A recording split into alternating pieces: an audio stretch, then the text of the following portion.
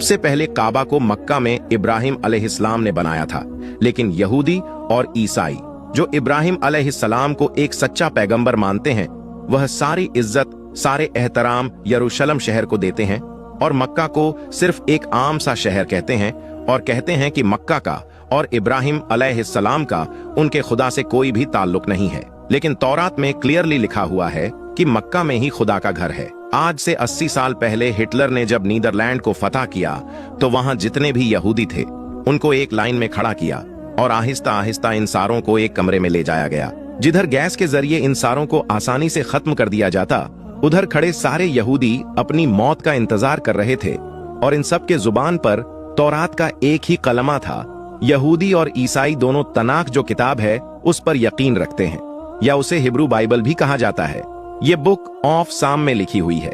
हालांकि यहूदियों के लिए सबसे इंपॉर्टेंट किताब है और इस तनाख के 3 जरूरी हिस्से हैं। तौरात जो मूसा अलैहिस्सलाम पर नाजिल हुई, नेवियम जो यहूदियों के बाकी पैगंबरों पर नाजिल हुई, और केतुएम इसका एक हिस्सा बुक ऑफ साम में है जो दाऊद अलैहिस्सलाम पर नाजिल हुई, जिसे हम मुसलमान जुबूर के नाम से जानते हैं। साम 84 में लिखा है, जिसका तर्जुमा हम आपको बताते हैं। कितनी खूबसूरत है आपके रहने की जगह, ए अजीम रब। कितने खुश नसीब है वह लोग जो आपके घर में रहते हैं और आपकी इबादत करते हैं और उनका दिल सिर्फ हज की तरफ होता है। जब वह बक्का की खुशकवादी के पास से गुजरते हैं, दोस्तों याद रहे हमने बक्का कहा है, हमने बक्का कहा है, मक्का नहीं कहा। तो जब वो बक्का की खुशकवादी के पास से गुजरते हैं तो वो उस वादी को पानी के चश्मों में बदल देते हैं और वह एक पहाड़ से दूसरे पहाड़ जाते हैं। यहूदियों की इस किताब में क्लियरली लिखा है कि खुदा का एक घर है बक्का की खुश्क वादी में और उसके पास चश्मा भी है और वहां लोग पहाड़ से पहाड़ की तरफ जाते हैं। और ये क्लियरली काबा की ही बात हो रही है जो कि मक्का में है, जिसके पास जमजम का कुआं है और लोग सफा के पहाड़ से मरवा की तरफ जाते हैं। लेकिन यहाँ तो लिखा है कि अल्लाह का एक घर बक्का में है।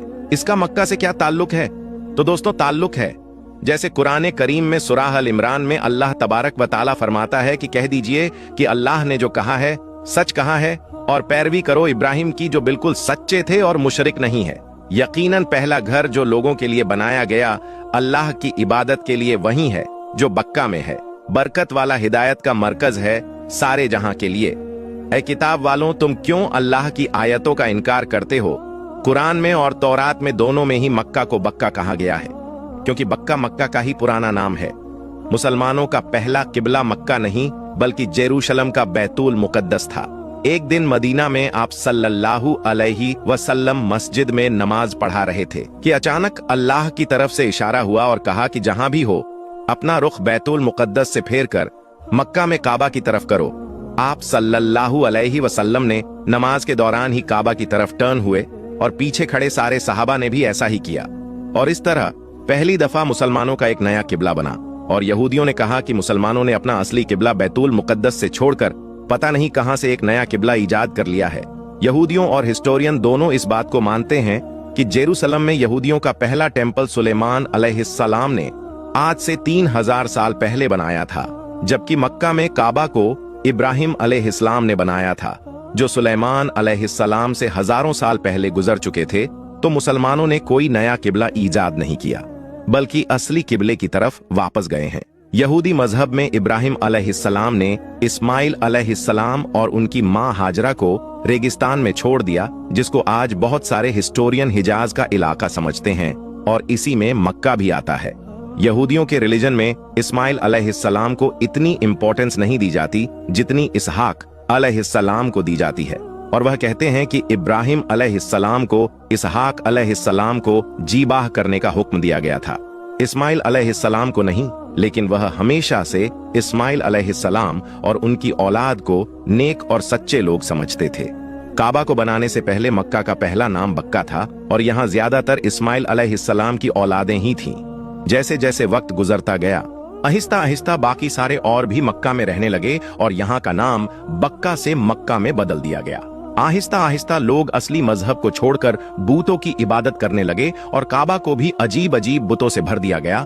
रसूल अल्लाह सल्लल्लाहु अलैहि वसल्लम की उम्र मुबारक जब 35 साल की थी तो एक दिन बारिशों की वजह से काबा की छत अचानक गिर जाती है और मक्का के लोगों ने काबा को दोबारा बनाने का इरादा कर लिया, लेकिन सिर्फ हलाल पैसों से। जैसे ही वो काबा की टूटी दीवार बनने लगी तो उन्हें दीवार पर कुछ लिखा हुआ दिख गया जो बहुत अजीब था। उन्होंने यह पढ़ने की कोशिश की, लेकिन अरबी में नहीं बल्कि किसी और जबान में यह लिखा हुआ था।